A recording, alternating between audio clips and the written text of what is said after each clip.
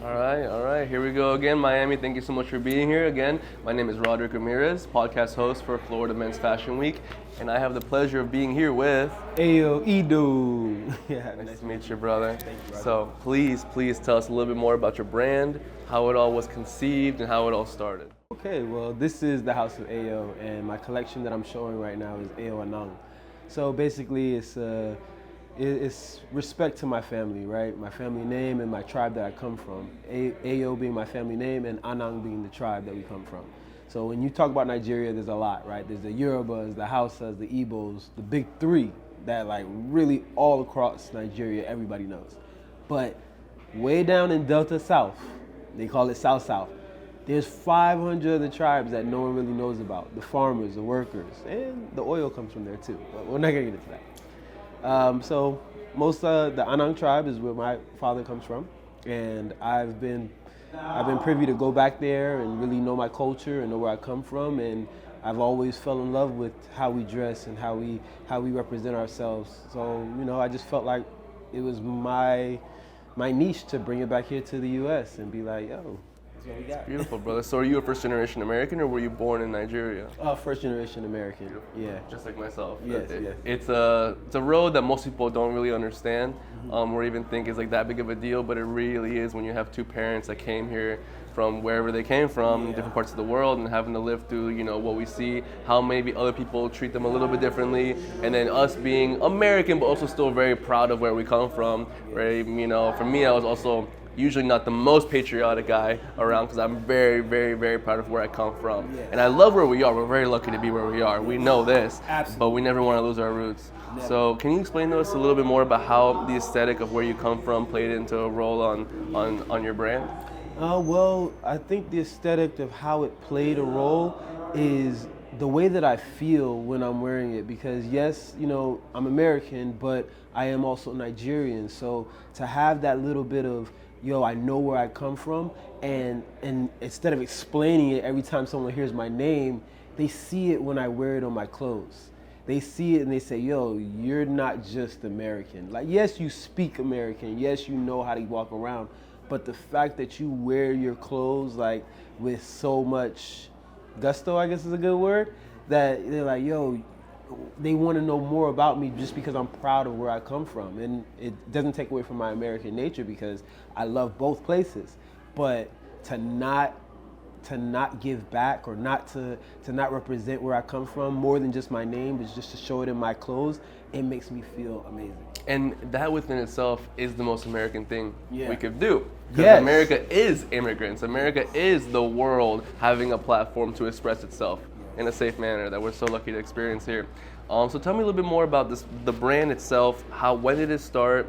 And then what was that like aha moment that gave you that like confidence that this is what I gotta do? Okay, so it started as an idea, I want to about say like 8 years ago now. And I've always wanted to, like I said, rock my clothes and be more comfortable wearing my clothes, because growing up, it wasn't always like that. When you were young, you just try to blend in. But when I got into college, I really started getting to know myself more and really fall into my name, like be proud of my name and who I was. It really clicked in college for me. And then what happened was one of the days I was out in LA, and I used to work with a really big celebrity. He was really cool, but he was proud of my name and where I came from. And it was around the time when Black Panther came out. And when Black Panther came out, I came out wearing my garbs, my traditional garbs, a three-piece Agbada suit, and everybody in the theater just like gave me respect. Every person in the theater just was like, yo, my guy, you're the real chief, you're the real king of Wakanda right there. And I was like, I appreciated it, right? Because I was like, Wakanda's not real, but Nigeria is. But the fact that they wanted it, they just didn't have connection to it. It sparked in me and it said, you know what?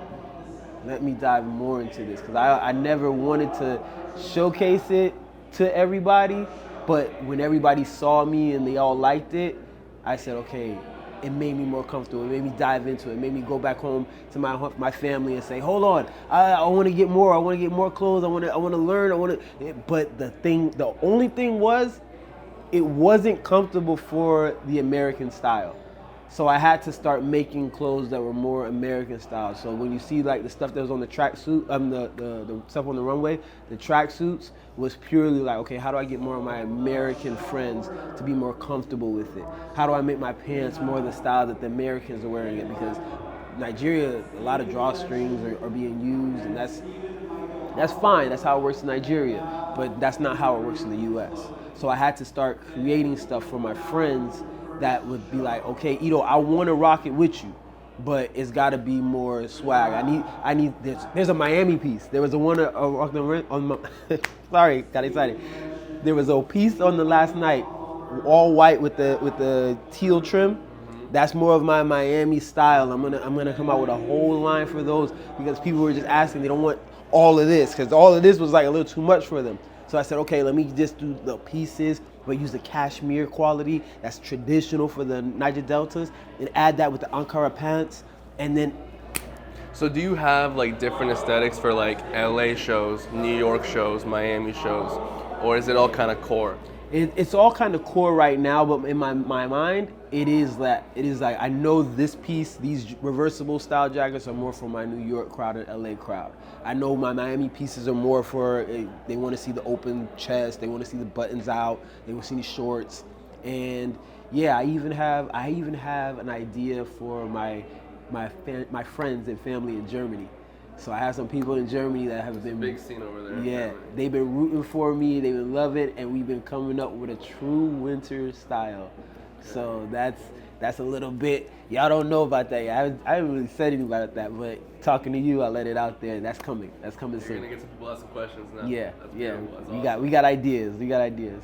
Man, I want to take one more step back because I know we're getting really excited about the right now, but I'm curious because I see you have a really big smile about you. You know, you've experienced a lot of love in your life, and I would love to know about some of those people that were core influences for you that kind of gave you the confidence and maybe the support to really feel like I can do this. Wow, the core influences for me. Damn, yo, the core influencer for me, I don't like to name drop them, but the core influencer me was Kendrick Lamar. I was riding with Kendrick, I was working with Kendrick, and he really just told me to be more confident about who I am. You feel me? It's like, yo, you gotta say stuff, you gotta do stuff with confidence. Like, this is you, just be you. You're Eyo Edo, just be you. And you feel me? I was like, shoot, if he thinks I got it, if he thinks I know I can do what I can do, then why am I so scared of doing it? Because I got a lot of friends, and if I'm name dropping Marco Mall, Julio, Parsons, like all these people have always told me what be myself and be proud of it, and I just kind of took it as everybody was being nice to me. But it wasn't until I went out to LA and I met these celebrities that was like, it was him, it was Usher, and it was Kelly Rowland that, you know, I got to work with, and I worked behind the scenes. You know, I worked as an editor, right? The photographer's name was Parsons, and I was the editor that was working with him. And you know, I would just stay to myself and be real quiet, and then only on days when we could like pop out and be myself, I would pop out and be myself, and they responded to that more than anything else. They loved the fact that I worked, they loved the fact that I kept my head down, that I didn't look for no clout, but when I was just being me, they were like, yo, do this. And I was like, yo, you don't normally talk to me, like, but now you're like in me. They made me be more proud to do this. Beautiful, brother. Okay, so then now that you have all that inspiration, you have all that like affirmation of who you are, what you're doing, what's the biggest dream? What is the dream for your brand that I want you to right now, in detail, illustrate for me right now? Because you're gonna make it happen. We know you are, so you just gotta visualize it and illustrate it for me right now, as best you can. My biggest dream is to create a brand where African Americans alike can all be proud of their culture where they come from, right? Tapping into the roots of the culture, bringing it here to wear it more, to symbolize it more. Them being African American and not having any part of Africa, I feel like is a mistake. I feel like it's a missing piece that they don't know, because there's so many African Americans here that when they go back to Africa and they see that their mannerisms and their style is widespread, it makes you feel like, wow, I thought I was out of place sometimes, because America can feel that way, especially when you talk about the ghetto, right? Ghetto fabulous and all this stuff is amazing, but there's a whole country, a continent, that kind of does your mannerisms and makes you feel like being at home. It's not the best. I'm not gonna say that it's the best, no. It makes me miss America sometimes when I go over there and have to deal with the chaos and the craziness. It makes me love America more, to learn the organization, the patterns and everything. So I want to mix the two. The culture and the charisma and the vibrato, the vigor of Nigeria mixed with the organization, the class and the smoothness of America. Bring those two together and showcase it to the world, not just this one little piece. Just give everybody that the best of both worlds in a great light. That's what I really am fighting for, the dream. Thank you so much, brother. I do believe that's an enormous opportunity. You know, maybe some people make mistakes by forgetting about their culture. I know for me, a lot of times when I meet a Hispanic person whose parents didn't find the time to actually make sure they learn Spanish, it's a big thing. It's a big thing where they feel like, oh my God, I kind of feel like my culture was robbed from me. Because we see a bunch of Hispanics all talking Spanish, having a good time, and they're kind of like, it's in my blood, but I can't communicate. I can't participate in that. And so I think it's amazing that you're spreading that message, and it's going to empower a lot of people. So thank you so much for what you're doing, brother. Thank you for your time. Thank you for being here, and I'm very honored to be here with you. So much.